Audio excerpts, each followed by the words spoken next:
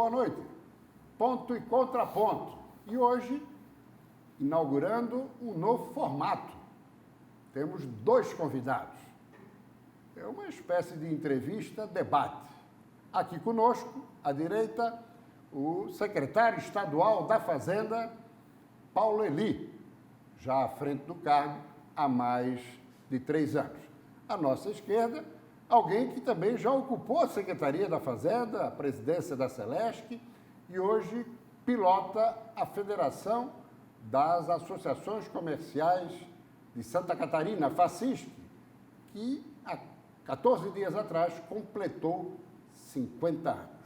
Cumprimentando aos nossos convidados, eu faria uma pergunta para os dois. Cada qual vai fazer a sua observação sobre o aspecto público e privado. A economia de Santa Catarina reage muito bem acima da média nacional num cotejamento com os demais estados brasileiros. Quem é o maior responsável? É o governo ou é o setor produtivo? Secretário Paulo Eli. É o setor produtivo. O setor produtivo de Santa Catarina ele é muito competente, ele é muito organizado, são empresas tradicionais que viraram multinacionais e nós temos, da parte do governo, a infraestrutura para oferecer para que o ambiente de negócio seja o melhor possível. Existe um casamento entre governo e sociedade, governo e empresas, e as empresas elas fazem a sua parte e o governo também. Em função disso, nós temos uma explosão de negócios no Estado, vinda de várias empresas novas para o Estado, e nós estamos a pleno emprego. De janeiro a abril nós geramos 100 mil empregos. Isso é resultado da parceria governo e a iniciativa privada. A Federação das Associações Comerciais e Industriais de Santa Catarina pensa assim? Também pensa assim e acrescenta um item a mais. Perfeito. A importância do governo acatando e aceitando as sugestões e todo aquele processo que é natural no desenvolvimento econômico para termos mais, para crescermos cada vez mais, termos o apoio do governo juntamente com o setor produtivo. Perfeito. O Bloco X entra nesse contexto? Entra. E aí eu gostaria de fazer uma referência e um agradecimento ao secretário, Paulo Eli, pela sensibilidade que ele teve de atender ao pleito no momento difícil da pandemia, em que o governo do Estado, apesar da importância que existe no Bloco X, eu reputo de muita importância para o controle da movimentação da mercadoria que entra com a mercadoria que sai. Então, o Bloco X, inquestionável a importância dele para o controle da movimentação. Coíbe também a sonegação. Sem dúvida. Para isso que ele tem o controle das 2 pontas. Mas, nesse momento, o que o setor produtivo, o que nós estamos buscando em razão da pandemia? Aliviar custos. E isso foi uma forma de também ajudar aqueles setores que foram mais afetados em não ter esse custo nesse momento. Perfeito. Lá na frente, quando entrar numa normalidade, se retoma. Então, se praticou o gesto. Se praticou o gesto e foi muito bem atendido e agradecemos aí ao secretário. Agora, também nesse contexto do Bloco X, entra o aspecto da organização das próprias empresas, né, secretário? Falávamos ali antes do início do programa. Sim, a formalização da economia ela é necessária em função do mercado concorrencial, que ele exige cada vez mais concorrência limpa. Então, cada empresa que monta o seu negócio, em função da enormidade de itens que ele vende, por exemplo, um pequeno mercado tem 80 mil itens. Isso tu não faz sem um controle de estoques, um controle fiscal. Então, há necessidade da automação comercial.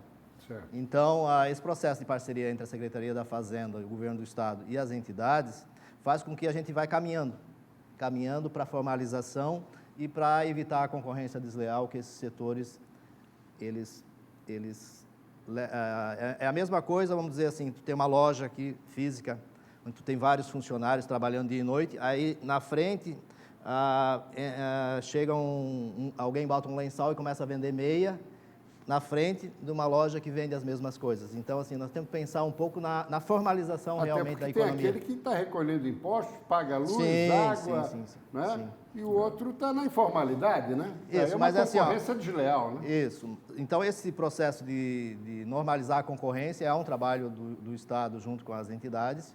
E ele está funcionando, mas ele não pode ser abrupto. Ele tem que ser a passos lentos, mas de uma gradualidade. Então, assim, aí nós prorrogamos até iniciar em janeiro do ano que vem para ter o exercício fechado, cheio, né? Aí começa o ano que vem, em fevereiro, outras atividades, mas a grande maioria das empresas já informa o Bloco X. Agora, com a pandemia, presidente Sérgio Rodrigues Alves, o sentimento era de que poderíamos ter essa reação econômica que estamos tendo e que é muito saudável e favorável, ou lá no início, em março do ano passado, havia um certo pessimismo ou uma certa preocupação? Nós tivemos dois momentos aí, Prisco. Inicialmente, aquele momento... Do susto, né? Aquele susto, aquele desalento, aquela paralisação econômica. Isso. Em novembro, se começou a uma reversão. Houve um crescimento extremamente forte da parte econômica. Chegamos a ter momentos aqui no Estado com falta de embalagens, inclusive, né? De tanto foi o crescimento. E, felizmente, isso vem se mantendo de uma forma preocupante. Por quê? Porque nós não temos uma economia estável. Isso é uma característica até nacional, vamos dizer assim. Perfeito. Não termos uma economia estável. Nós vivemos de altos e baixos. Felizmente, estamos num momento de ascensão, de grande, de crescimento até, eu diria, né? Mas me preocupa, particularmente me preocupa, porque hoje a gente já vê o reflexo desse crescimento, dessa demanda desenfreada que aconteceu e que vem acontecendo, pelo aumento do custo das matérias-primas, que estão encarecendo os produtos. Logo, a inflação começa a dar o ar de sua graça, Começa né? a preocupar, né? Isso começa a preocupar. E o que pode acontecer em razão disso? Uma recessão. Aumenta a taxa de juros. Aí na Já frente. começou, né? Aí na O próprio frente. Copom Isso já preocupa. está retomando o Isso crescimento. preocupa. Então, Isso aí graças à injeção de recursos, especialmente no auxílio emergencial. Mas o governo não tem outra saída, Não, mas não só, né? Vamos mas falar. principalmente. Ou não? Não só, mas principalmente. Certo. Então, vamos entender um pouquinho, a gente estuda os teóricos, né? Perfeito. Então, eu estudo Schumpeter. Schumpeter é um teórico que foi ministro da Áustria, então ele escreveu um livro onde ele explica a teoria do desenvolvimento econômico. E a economia, ela é circular. Circular. O que aconteceu em março, quando os estados começaram a fazer o fechamento das atividades, e em abril e maio o governo federal começou a injetar dinheiro, e as pessoas não viajaram mais para o exterior, e começou o agronegócio a expandir, o que aconteceu? Nós tivemos muito dinheiro jogado no mercado, e esse dinheiro ele circulou internamente, porque nós não estamos viajando para o exterior para comprar produtos. Perfeito. Então, esse aquecimento do mercado interno, ele é derivado do aumento da renda das pessoas. Isso gerou consumo também, né? Gerou muito consumo. Por exemplo, faltou arroz. Exato. O arroz aumentou. Faltou feijão. Feijão aumentou porque as pessoas começaram a comer melhor. Exato. A carne aumentou muito, porque todo mundo que não comia carne, ele, com a ajuda federal, ele começou a comer carne. Exato. Então, esse dinheiro, ele circulou. Aí, a nossa indústria, como a nossa indústria abastece o país, e tem muitos setores que abastecem o mundo, a nossa indústria começou a vender mais. Não só para Santa Catarina, mas para o país inteiro. Porque Santa Catarina foi o estado que menos recebeu a ajuda emergencial, quer dizer, as famílias. Depois de Brasília, Santa Catarina foi o menos que recebeu. Ou seja, tirando a capital, foi o estado Que menos recebeu. O principal. Só que tem estados onde 60% das famílias receberam ajuda. Então, isso injetou dinheiro nas famílias, o que elas fizeram? Elas consumiram. E aí, esse movimento circular do dinheiro fez com que nós tivéssemos um boom na economia. As famílias ricas não viajaram mais para gastar dinheiro no exterior. Esse dinheiro, o que aquelas famílias ricas fizeram? Eles gastaram nas suas próprias casas. Então, os materiais de construção aumentaram 50%. E qual a solução para isso? Não tem solução. Isso, na realidade, gradativamente vai se equilibrando no futuro. Então, quando voltarem as viagens ao exterior, o mercado consumidor ele tende a arrefecer um pouquinho, porque o dinheiro vai circular fora. Perfeito. Então, assim, esse é um movimento típico de economia circular. Concorda com o diagnóstico, Sérgio? concordo, eu acho que vai haver uma acomodação Isso. natural da economia. Tem um fator aí que também contribuiu muito com relação à parte, principalmente das exportações do Brasil, né? Aqui de Santa Catarina, Do agronegócio, especial, né? Dos agronegócios. Tem um dado, o Paulo pode falar com mais precisão, mas a cada 10 dólares que nós exportamos aqui em Santa Catarina, 7 dólares é o agronegócio. Você vê? Representativo, né? Muito representativo, muito representativo.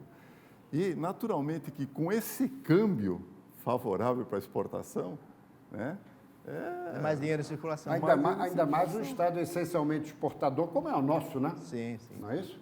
Sim, então a agroindústria, os grandes players da agroindústria, eles são só processadores, mas a renda é distribuída entre todos os plantadores de cereais e todos os criadores de suínos e aves, e bovinos também. Então, esse dinheiro ele chega na ponta, ele melhorou a renda do campo.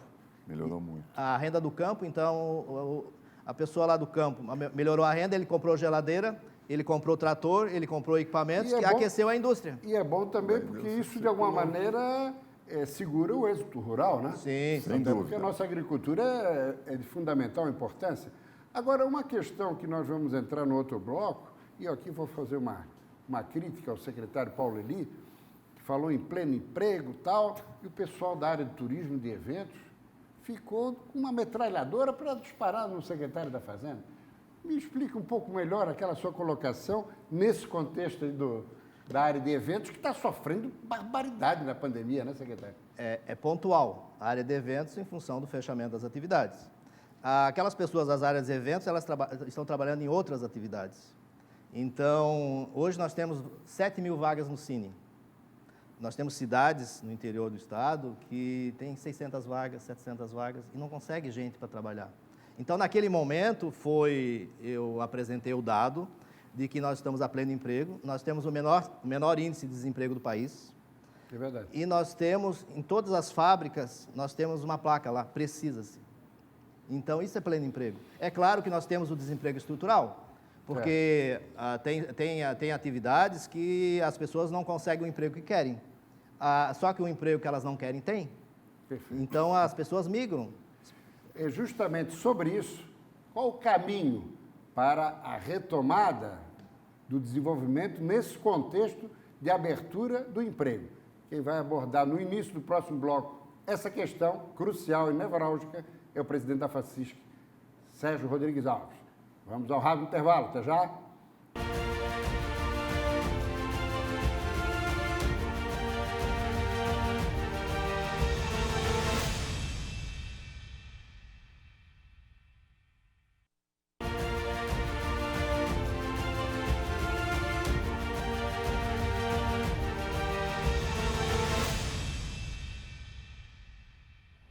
Muito bem, é o ponto e contraponto com a presença do secretário estadual da Fazenda e o presidente da FACISC.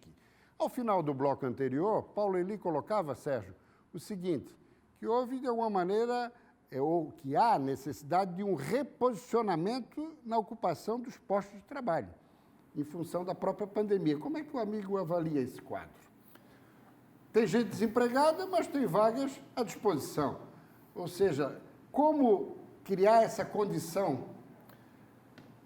De uma forma bem objetiva, eu acho que nós temos que passar por uma requalificação e incentivar cada vez mais a parte de capacitação em novas tecnologias e em novas oportunidades. O advento da pandemia, a consequência nessa área, e eu digo isso porque eu tenho viajado o estado todo, e todas as regiões do estado, eu tenho constatado a falta de mão de obra. Mão de obra qualificada? Mão de obra qualificada. E olha que o nosso estado, Exatamente. na média, sempre está bem... Exatamente. E uma característica que eu também tenho observado, Prisco, é que, assim como alguns negócios paralisaram, fecharam, uma série de coisas... Outros foram potencializados. Exatamente. Além de ser potencializados, também surgiram novos empreendedores que se reinventaram. Mas o que acontece com isso?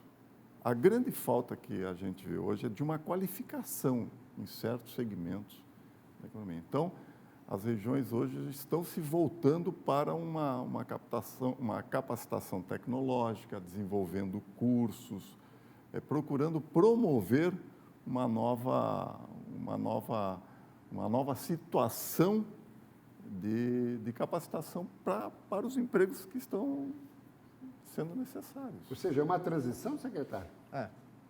A transição para a nova economia, né? Então, nós temos a Fiesc que tem, através dos seus programas, e o governo do Estado... Não, a Fiesc, a Facisc. A Fiesc, a Facisc. Perfeito. Tem os programas de qualificação de trabalhadores, né?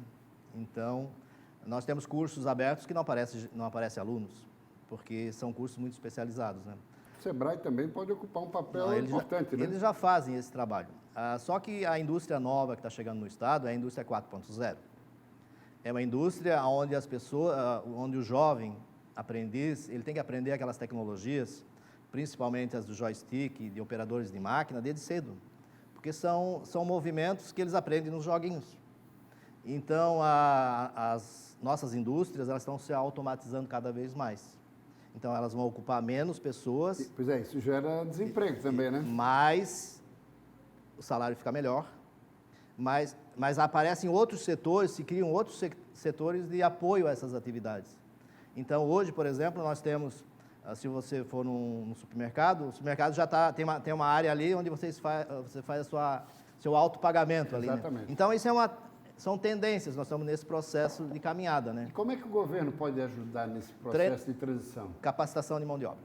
Capacitação de mão de obra, a Secretaria da Educação está num projeto grande agora do jovem do nível médio já sair qualificado, porque essa é a mão de obra que nós precisamos. Apesar da indústria lá, depois ela ainda vai levar uns 2 anos para treinar uma pessoa para um nível bom de operador de máquina, por exemplo. E como é que a Facisc pode também se integrar nesse processo?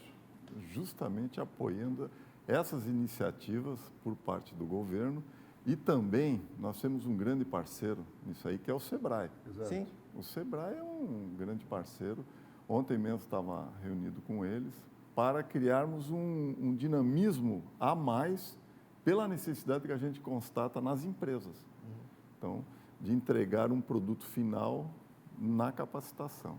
Então, é nesse sentido. Agora, as reformas também, elas são fundamentais, né? Nós tivemos já a trabalhista, ao final, no apagar das luzes do governo Michel Temer, tivemos a previdenciária no primeiro ano de Jair Bolsonaro e a inesgotável discussão em torno da tributária, tem a administrativa, que está avançando na Câmara. Qual é a prioritária, na sua avaliação, como empresário? Para o Estado, a reforma previdenciária. Nós não podemos continuar, o secretário sabe disso, com esse déficit previdenciário que está acontecendo. São quase 4 bilhões anuais. Não, quase 5. Ou 5. É, quase 5. A cada R$1 de CMS arrecadado, 48 centavos vai para cobrir o déficit previdenciário. Exato. Isso é recurso que você está tirando de investimentos na área de educação, saúde. A Facisc respalda e apoia essa reforma que acaba de chegar à Assembleia. Da mesma forma que a Facisc apoia a reforma previdenciária e a reforma administrativa em âmbito nacional. E a tributária? E a tributária. Perfeito. Tributária, nós tivemos agora recentemente num evento, já discutindo com a reforma tributária, estive juntamente com o secretário Paulo Lili, e é inquestionável a necessidade para nós mantermos esse crescimento de investimentos aqui no Brasil. O Brasil, eu reputo como o melhor país para você fazer investimentos. Certo. O que precisa é ter o quê? Mas precisa de segurança jurídica e política, que hoje a política, a segurança não está lá. Mas estamos conquistando, estamos Exato. chegando lá, existe uma conscientização. É um processo, né? É um processo. Existe uma conscientização da sociedade, dos políticos, para a importância de se fazer essas reformas. E eu não tenho dúvida que isso vai ter que acontecer. Secretário, a reforma previdenciária catarinense, que acabou sendo retirada ano passado da Assembleia, porque foi completamente mutilada pelo seu relator, agora retorna a expectativa de que possa ser votada e aprovada na primeira quinzena de agosto. Mas isso tudo começou lá primeiro com o Luiz Henrique e teve também uma participação de Raimundo Colombo. Vamos resgatar isso, importante. Bom, a primeira reforma previdenciária que o Estado fez foi em 2008. Que, aliás, foi o primeiro Estado, né? O primeiro Estado foi fazer em 2008. Depois, o governador Raimundo Colombo ele complementou em 2015, onde ele aumentou a contribuição para 14%. De forma escalonada, De forma escalonada. E o único ponto que não foi mexido na época foi a questão da idade mínima. Então, a reforma atual... Até porque dependia do federal, né? Dependia do federal. Então, nós estamos num processo de construção. Santa Catarina é o primeiro estado da União que fez a sua reforma previdenciária e agora ela vai ser complementada com a que está na Assembleia Legislativa. Se for aprovada como chegou, fica de bom tamanho? Ela fica de bom tamanho, mas ela não resolve a questão do Estado de médio e longo prazo. Nós temos que repensar novamente o Estado, porque hoje o Estado brasileiro ele tem 3 entes na federação, ele tem a União, tem os estados e municípios, e a maioria das competências são concorrentes. Então, os 3 concorrem entre si em serviços e em atividades, que precisa haver uma municipalização maior dos serviços, uma municipalização maior das transferências dos municípios, porque o custo do Estado, o custo da União e o custo do município, ele precisa ser reduzido. Para quê? Para melhorar o serviço. Então, a grande reforma que tem que ser feita, vamos dizer assim, pensada agora para o próximo governo, é a reforma Redução do tamanho do Estado. Do Estado em si. Quando eu falo Estado brasileiro. Do Estado brasileiro, pública, da né? máquina pública em si. Só que mais importante do que isso é a reforma tributária. Porque o governo fez a reforma, a abertura econômica, sem fazer reforma tributária. Então, o Brasil tem custos de produção e custos de investimento muito mais elevados que os outros países, porque a maioria dos países o ICMS, o Imposto de Consumo, é cobrado no check-out. No Brasil, a maior parte da carga tributária é na produção e também na oneração do investimento. Então, se a reforma tributária resolver esses 2 quesitos, o Brasil vai voltar a crescer novamente e nós estamos com 2 décadas perdidas em função do país abrir a economia sem fazer reforma tributária. Sobre a reforma tributária, nós vamos para o 3º bloco, mas eu gostaria de lhe ouvir ainda, antes de encerrarmos aqui pela televisão, a máquina do Estado precisa ser reduzida? É urgente isso? Na visão do empresariado, presidente? E é um anseio que já vem de longa data. Eu acho que nós tivemos avanços com relação a isso, temos que reconhecer isso. Inclusive aqui em Santa Catarina, Exatamente, né? Tivemos avanços, temos que reconhecer isso, mas nós não podemos baixar a guarda, porque a necessidade de investimentos, a necessidade de você ter superávit nas contas públicas é constante. Então, você tem que estar muito atento para não haver novamente esse inchaço. Muito bem. Aqui na televisão ficamos por aqui, com a participação do secretário estadual da Fazenda, Paulo Elido, presidente da FACISC, Sérgio Rodrigues Alves, mas continuamos com um bloco exclusivo para o portal SCC10. Você pode ir ali no QR Code e entrar para acompanhar a sequência dessa nossa conversa com os 2 personagens do setor produtivo e do poder público sobre reformas e tamanho do Estado. Ponto e Contraponto retorna no próximo sábado. Um forte abraço. Até lá.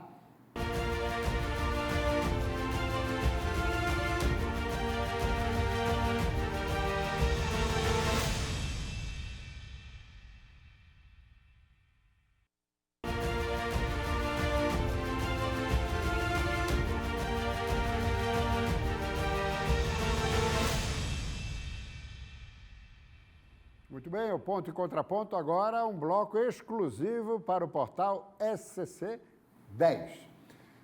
Presidente Sérgio Rodrigues Alves, ao final do bloco anterior, o secretário da Fazenda colocou a questão de que o governo talvez devesse ter priorizado a reforma tributária antes mesmo de alguns movimentos.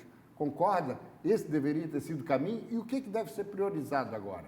É verdade, eu concordo. Você veja quando o Brasil fez a abertura para o mercado internacional.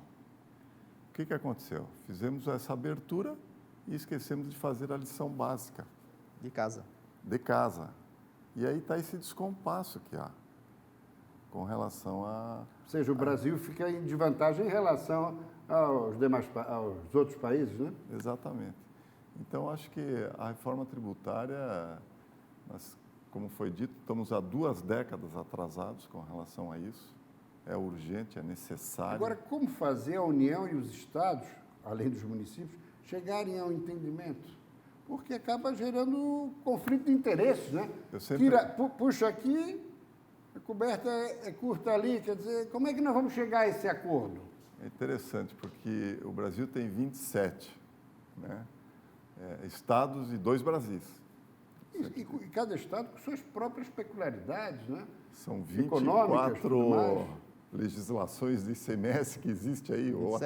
27, perdão, de ICMS, uma diferente da outra. E o grande problema é essa, vamos dizer assim, essa guerra fiscal que você acaba sendo obrigado a fazer, porque você tem que gerar atrações para investimentos. Mas, então, eu acho que com a reforma tributária, talvez a gente não consiga o modelo ideal nesse primeiro momento, né? Eu confesso que eu até fiquei um pouco pessimista com algumas coisas recentes com relação à reforma tributária. Por exemplo? Na parte da tributação de dividendos, eu acho que está indo diretamente na pessoa física. Isso é uma questão que, no meu entendimento, ainda vai sofrer muita discussão e até modificações no nível do Senado. Principalmente com essa... a reforma tributária foi fatiada. Fatiada, né? Foi fatiada. E essa última parte aí pegou em cheio a pessoa física, mas vamos ver aí o que dá para fazer. Então, talvez nesse primeiro momento, a gente não consiga fazer aquela reforma a ideal, mas vamos fazer a que é possível. Eu sempre tenho dito a história da porteira que passa um boi, passa uma boiada. Você tem que iniciar. No Brasil, era um tabu você falar, por exemplo, em concessões de aeroportos. Você veja o exemplo de Florianópolis, que tinha um aeroporto tímido, hoje tem um aeroporto que é um exemplo, é um destaque em nível nacional. É verdade. Então, existem essas mudanças, e é isso que nós temos que mostrar para o setor produtivo, para a sociedade em geral, de que a reforma tributária é necessária e que não vai acabar com o mundo, claro. Bem pelo contrário, vai ajudar. Perfeito. Qual é a reforma tributária possível nos dias de hoje, secretário? Na sua visão? Bom, na minha visão, a União está fazendo a parte da reforma dela, que é o PIS/COFINS, tem a unificação do PIS/COFINS, e a semana passada ela mandou para o Congresso a reformulação do imposto de renda. Está se tentando um consenso em relação a ICMS e SSPI. Mas não tem consenso porque são 5 mil e poucos municípios, 27 estados e a União brigando pelo imposto de consumo. Agora, alguma reforma tem que sair porque nosso sistema tributário está velho, está cansado, uma insegurança jurídica assustadora, tanto para as empresas como para o caixa do governo. E os 2 pontos principais que nós, da Secretaria da Fazenda, achamos que devem ser abordados na reforma tributária é a desoneração do investimento e a desoneração da produção. O imposto você cobra no check-out, porque nós concorremos com o mundo inteiro, nós não concorremos mais entre nós aqui no Brasil. Então, hoje, por exemplo, para um empresário construir uma fábrica, ele paga 17% de ICMS e, dependendo do IPI, 5, 10, 15, 20% de IPI sobre os materiais de construção que ele vai enterrar para fazer uma fábrica. Exatamente. Aí você pega uma taxa de juros elevada que o Brasil sempre teve e você está enterrando impostos. Isso onera o investimento. Então tem que resolver essa questão. A Santa Catarina resolveu a parte interna em relação a esse ponto através de renúncia fiscal. Então, a exigência da tributação na produção e do investimento, Santa Catarina anulou via renúncia fiscal, porque senão as empresas não investem.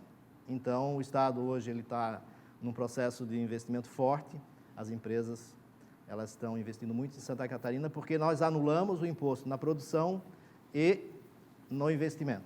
Então, isso nenhum Estado fez, então por isso que muita gente está migrando para Santa Catarina. Agora, presidente, o que se observa é um ano que já ingressamos no segundo semestre, onde a conflagração política diante de uma polarização ideológica é severa. Ano que vem, pleito eleitoral, reforma tributária é só no próximo mandato, né? Não, eu não tenho essa leitura, não. Eu acho que existe uma predisposição e uma consciência muito grande para a necessidade de se promover uma reforma já esse ano, porque se deixar... Não, para o ano que vem Não sai, esquece, né? Esquece, daí não sai. Então, ou até setembro sai alguma coisa, ou se não, não vejo a curto prazo sair alguma coisa. Mas eu estou muito otimista que até setembro as reformas estejam bem encaminhadas e até algumas aprovadas. Administrativa, Principalmente que teve administrativa. como relator um catarinense de Joinville, Darcy de Matos. Darcy de Matos. Essas duas seriam possíveis ser aprovadas Na ainda minha esse ano? visão, é possível ser aprovada esse ano até setembro. Agora, é possível, é necessário ou é indispensável? É possível e é necessário. Indispensável, eu acho que é uma consequência. Certo. Então, Pois não. por exemplo, o secretário Paulo falou com relação à unificação da PIS e da COFINS, que é o nosso maior contencioso hoje no país, a PIS e o PIS e a COFINS, com relação à definição do que é insumo, e isso é uma loucura. E o que acontece? É uma forma de você fazer uma desburocratização de algumas obrigações tributárias que geram esses contenciosos. Então, isso é uma consciência coletiva que está existindo, e isso me faz crer de que vai haver uma aprovação da reforma em razão disso aí, para esse ano ainda. E com relação ao sistema financeiro nacional, secretário? Se fala muito em apertar um pouco mais os bancos, os banqueiros, as grandes fortunas. Qual a sua visão sobre isso? Bom, É um tema polêmico, né? não é polêmico. Na realidade, nunca foi enfrentado no país, né? Exatamente. Só que o grande concorrente dos bancões é os bancos hoje da internet, né? Então, a grande maioria das operações hoje não são mais feitas nos bancões. Eles estão pressionados a remodelar seus negócios. Então, o grande ganho do governo Bolsonaro foi a redução da Selic para 2,5% e manter a Selic abaixo agora está 4,5%. Agora já foi a 3,75, né? Não, está 4 e pouco. 4 e pouco? Então, agora está subindo com frequência. Não, está subindo porque a inflação subiu. Exato. Mas não é em função desse movimento de consumo exagerado que nós temos hoje. Vamos estabilizar isso em quanto? Não, na sua visão? Na minha visão, a Selic tem que ser menos de 2%. Porque quando você tem um incentivo para deixar o dinheiro na poupança, você não empreende e não investe. Com a Selic de 2,5%, todo mundo tirou o seu dinheiro do banco e foi investir, fazer negócios para crescer. Então, os países do mundo que crescem mais, a taxa de juros é muito baixa. Principalmente porque nós chamamos de rentismo, né? Então, as pessoas que vivem de rentismo, elas não vão empreender, elas vão viver a vida. Agora, se você não consegue mais a rentabilidade necessária para manter o investimento, você tem que empreender. Então, isso Claro. o mercado é que faz isso. Até porque o emprego vem com a retomada do desenvolvimento e com os Sim. investimentos, né? Sim. Não é isso, Sem Sérgio? dúvida, sem dúvida, sem dúvida. Veja, essa questão financeira é interessante, porque o que não falta é dinheiro no mundo, de investimento no Brasil e até mesmo internamente, justamente por esses detalhes da Selic. E é uma questão de oferta e demanda, né? Então, você vê o crescimento que acontece hoje com relação às cooperativas, né? Uma coisa assim que Concorrem com os bancões, né? concorre com os exatamente. bancões, né? E isso tem dado um resultado positivo no investimento produtivo. E essa é Isso pode mudar um pouco, alterar esse modelo do sistema financeiro Eu não brasileiro? acredito. Não? Eu acho que não. No curto prazo, não acredito. Aliás, o sistema financeiro no Brasil é um sistema altamente reconhecido e desenvolvido. E sólido, né? E sólido. Então, eu não vejo situação de reversão a curto prazo para o setor financeiro. E o papel das cooperativas? Até ia perguntar isso Não, o papel é- quando respondia a questão anterior. O papel das cooperativas em Santa Em Catarina Santa Catarina é um papel muito fundamental, relevante. né? É muito relevante. É verdade. É muito relevante. Os bancos eles vão virar prestadores de serviço. Então, emprestar para receber com juros É claro que vai ter sempre a taxa de juros, mas ele vai ganhar mais na prestação de serviço. Então, isso no mundo inteiro funciona assim. E as cooperativas de Santa Catarina, nós temos grandes cooperativas, nós temos cooperativas de crédito. O cooperativismo de Santa Catarina é muito forte.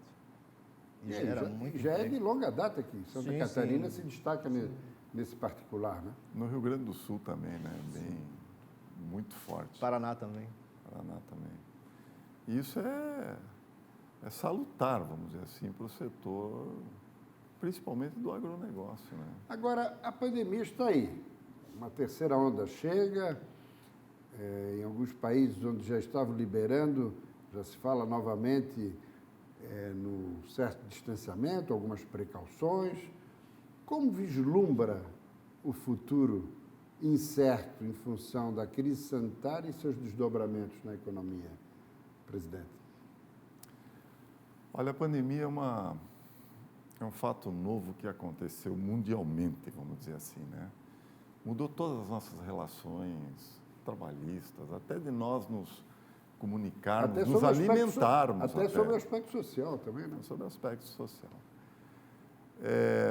Felizmente, nós estamos num processo de vacina que vem amenizar toda essa situação e por mais que hajam críticas com relação a isso, eu acho que vai muito bem, obrigado, e temos uma tendência aí muito positiva a curto prazo.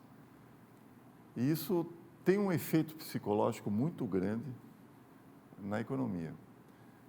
Eu já vi o secretário Paulo Eli defender algo que eu reputo da maior importância, que é pensarmos, por exemplo, o setor turístico pós-pandemia. Os investimentos precisam ser pensados nesse sentido, porque hoje nós temos uma situação de pandemia, mas tudo leva a crer que isso vai passar e tem que passar.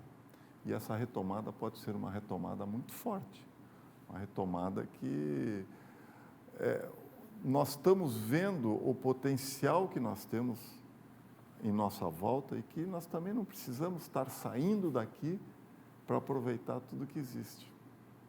Mas nós temos que ter infraestrutura para isso. Infraestrutura hoteleira, né? Ou seja, desfrutar do turismo internamente. Internamente. Eu estou surpreso com o desenvolvimento nessa área turística aqui de Santa Catarina. Hoje, se você pegar determinadas regiões de Santa Catarina, você vai ver que as reservas estão até o final do ano praticamente esgotadas. Eu, particularmente, quis ir para a região aí da Serra, até para aproveitar o frio. Não tem mais, não tem como fazer reserva. Então, você vê o potencial que temos aí pela frente no pós-pandemia. E isso vai acontecer. Otimista nesse pós-pandemia ou ainda preocupado aí com essa terceira onda que se avizinha? Não, eu estou muito otimista pós-pandemia, porque todas as vacinas elas se mostraram eficazes em laboratório e na prática, né? Todas as vacinas elas se mostraram eficazes. Alguns países aí já tomaram as 2 doses e a terceira variante está preocupando, né?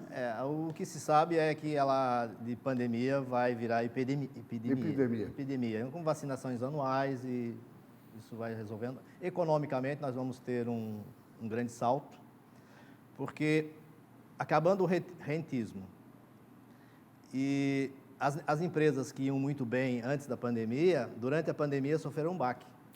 Então, os empresários voltaram para o seu negócio. Isso vai fazer uma expansão econômica enorme no pós-pandemia. E nós temos que fazer o turismo interno, fazer com que o dinheiro circule internamente. Só que nós somos carentes de infraestrutura, realmente, ainda de equipamentos turísticos, né? Então, isso nós precisamos mostrar para o empresário privado que vale a pena investir, fornecendo a infraestrutura básica para que ele invista no negócio, para que o Estado saia melhor do que ele entrou na pandemia. Né? Ou seja, abrir o Estado brasileiro, no caso catarinense, concessões, privatizações, esse é o caminho para o próximo mandatário lá a partir de 23? Provavelmente as equipes que estão trabalhando para as campanhas do ano que vem já estão pensando muito nisso. Celesc, Casan, tudo, portos, privatizar. Tudo que o Estado puder comprar fora é melhor.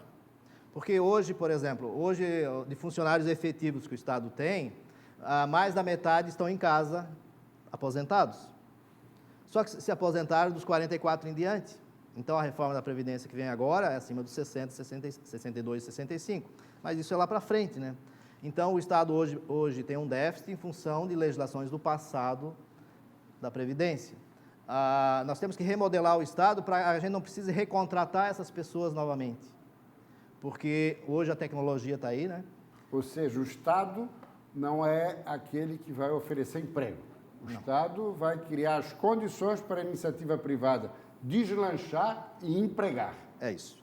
Essa é a filosofia, essa é a leitura. Essa é uma leitura necessária, porque o custo hoje da máquina pública da União, dos estados e dos municípios é muito elevada, e elas são concorrentes, como eu falei no primeiro bloco. O Estado faz os mesmos serviços que o município, que eles são concorrentes, então vamos deixar para o município que ele faz muito bem os seus serviços, e o cidadão está muito mais perto, então precisa haver apenas o aporte financeiro de recursos aos municípios. É por aí? O caminho é esse? O caminho é esse. Eu sempre defendi, continuo defendendo e vou defender cada vez mais as concessões, as privatizações. O governo do Estado está tendo uma consciência muito importante com relação a isso. Por exemplo, a concessão dos portos aqui do Estado de Santa Catarina, concessões de estradas. Hoje, o Estado, o recurso dele tem que estar direcionado para a segurança, educação, para a saúde. Está num esforço danado, ajudando nas rodovias federais. Mas tudo bem, acho que foi uma iniciativa louvável, mas isso, de alguma maneira, faz com que a União cada vez mais se jogue nas cordas e continue não atendendo aos interesses de Santa Catarina. Não, eu não diria... Porque ela continua devendo ao Estado. Não, o que continua, mas eu acho que não é justo dizer que ela se jogue nas cordas. Nós passamos por uma situação em que o governo federal tirou recursos para o auxílio emergencial e isso gerou um déficit violento. Então, tem que haver vamos dizer assim, alguns ajustes com relação à conta federal. Mas não tem nenhum outro Estado que está colocando recursos estaduais para bancar obras em rodovias federais. A União tem que reconhecer isso e, de alguma maneira, retribuir o Estado em outras frentes. Não lhe parece, presidente? Concordo. Eu vou citar um número aqui impactante. Você vê, a cada R$100 que nós mandamos para o governo federal, recebemos R$18. Isso vamos dizer assim, é muito pouco. Estamos falando em um quinto, nem um quinto. É muito pouco, isso nós sabemos que não é por aí. Mas de repente, eu acho que nós estamos sendo penalizados pela nossa eficiência, infelizmente. Agora, já que não vem do federal, nós não podemos ficar parados esperando. Eu recentemente, fui lá na BR-163, que liga Itapiranga... Sim, no oeste. No oeste. Extremo oeste. Uma rodovia federal abandonada. Totalmente. Isso compromete a nossa economia, compromete a nossa produtividade. Vamos esperar o governo federal? Quem sai perdendo somos nós. Então, essa consciência o governo do Estado teve de fazer ajudar nesses investimentos, que lá na frente o governo do Estado vai buscar essa compensação. Eu não tenho dúvida disso. Lá na frente ele vai buscar. Agora, isso só está acontecendo, para fechar, secretário, é porque o dever de casa sobre o aspecto fiscal foi feito nos últimos anos, né? Sim, A própria Secretaria do Tesouro Nacional reconhece isso, né? Sim, só que esse esforço, ele é um esforço de longo prazo, ele não é um esforço abrupto.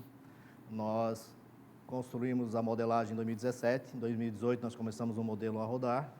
Ele é um modelo de trajetórias. Então, nós temos a trajetória da dívida pública, a trajetória da despesa corrente, a trajetória da despesa de pessoal e a trajetória do déficit da Previdência, né? Então, nós começamos a verificar, nós tínhamos nota C, por exemplo, na STN. Nota C é sem ter dinheiro em caixa, dívida muito elevada e a despesa mais... Comprometimento da folha pessoal elevado, né? Isso. Então, nós começamos a fazer todo o dever de casa, de redução do tamanho do Estado, nós já começamos 2018, 2019, nós reduzimos bastante o tamanho do Estado. Nós começamos a revisar contratos, a reduzir contratos, conter a despesa dentro do IPCA e mexer na arrecadação, planejar a arrecadação. Então, por exemplo, a arrecadação de 2022, 2023 e 2024, ela já está planejada hoje. Então, nós temos um planejamento de longo prazo. E a recuperação econômica, aliado à revisão de benefícios fiscais que o Estado fez também, fez com que a nossa receita ela crescesse mais que os estados vizinhos, porque os estados vizinhos estão esperando a reforma tributária.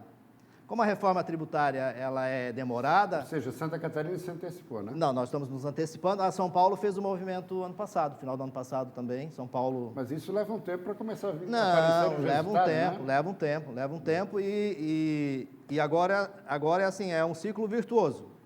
Porque como o Estado está saneado, apesar de nós ainda precisarmos mais um tempo para fazer todos os ajustes, as grandes empresas estão se mudando para Santa Catarina. Olha o nosso investimento lá em Erval Velho,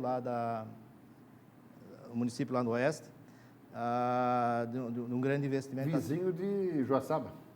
Isso. Tem um outro município lá que uma empresa grande... Vargião. Errei, não é Erval Velho, Vargião. A Nestlé vai botar uma fábrica de R$1 bilhão. Só que uma fábrica totalmente automatizada, ela vai levar 1.800 empregados para fazer a fábrica, mas vai gerar depois 200 empregos na primeira fase.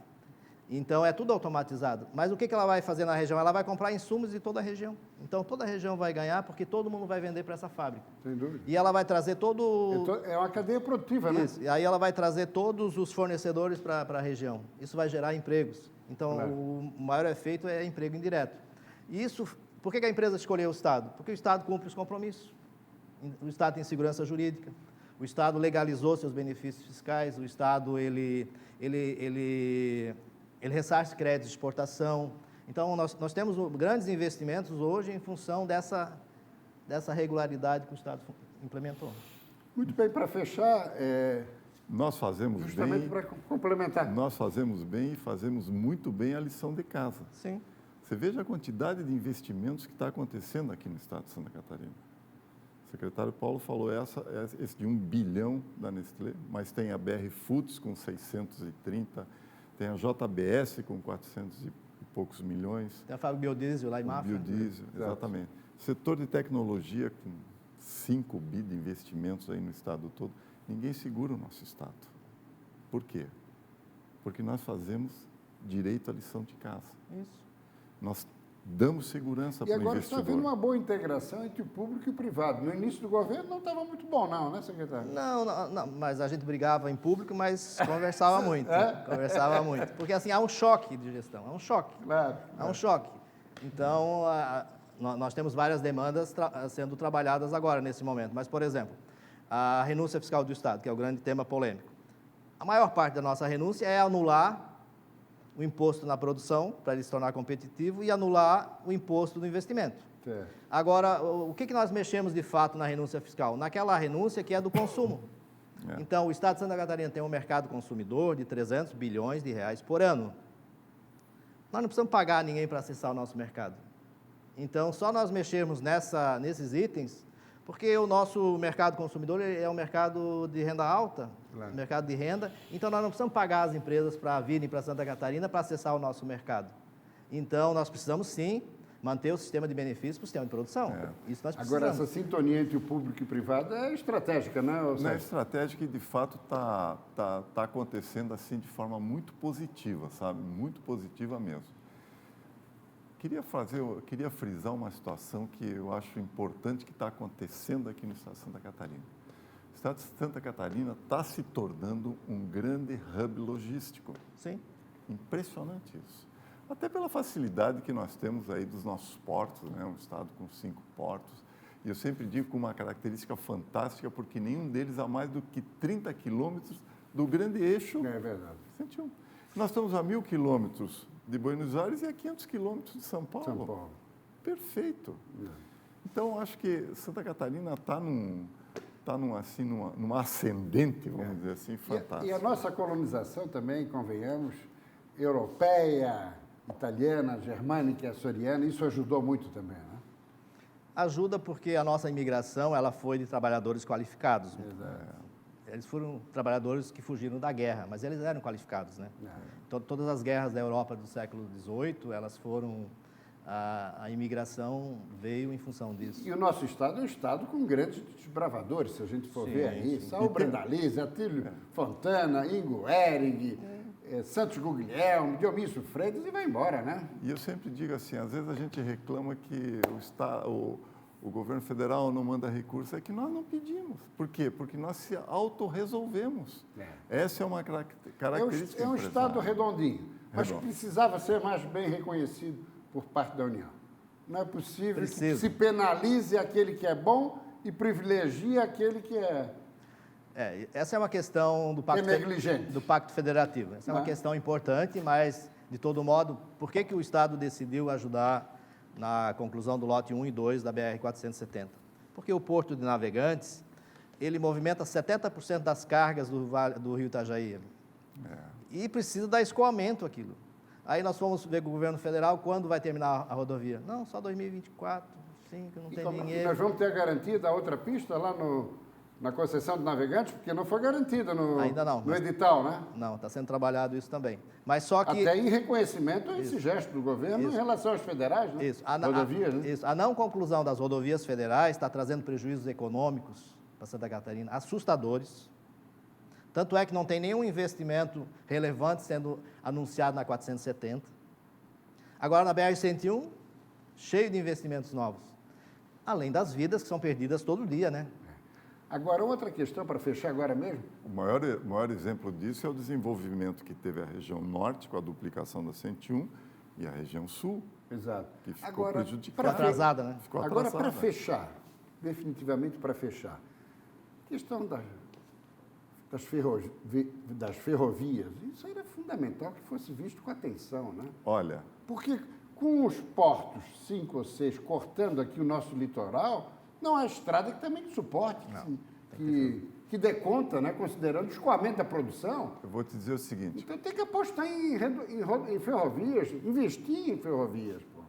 Qual é a grande menina dos olhos do ministro Tarcísio Freitas hoje? É a Malha Sul, ferrovia, que vem do Porto do Rio Grande do Sul até São Paulo, para ligar na Norte-Sul, no eixo Norte-Sul, da ferrovia. Por que disso? Porque a parte, vamos dizer assim, da infraestrutura rodoviária está definida. O que precisa ser feito está definido. Duplicação da 282, a 470, a 280, a 63. Só que nós não temos malha ferroviária, é zero. Agora, né? a malha ferroviária Zero, né? é a prioridade agora. E com uma característica, que isso eu gosto muito. Privatização. A Malha Sul é um investimento de 5 bilhões que está se prevendo fazer, que vai passar no meio do estado de Santa Catarina. Investimento privado. Até porque o poder público não tem dinheiro para isso, né? Não é função do poder público também. Também não é. Não é função, né? Muito bem, olha, um bate-papo muito bom aqui com o presidente da FACISC, Sérgio Rodrigues Alves, e o secretário da Fazenda, Paulo Eli. Bate-papo esse que, como esse foi o primeiro, teremos outros, porque mostrou-se salutar e interessante para formarmos convicção e juízo sobre a realidade que vive Santa Catarina. Agradecendo a presença de ambos, ficamos por aqui. Compromisso também com você, do SCC Portal 10, na próxima edição do Ponto e Contraponto, no próximo sábado. Até lá.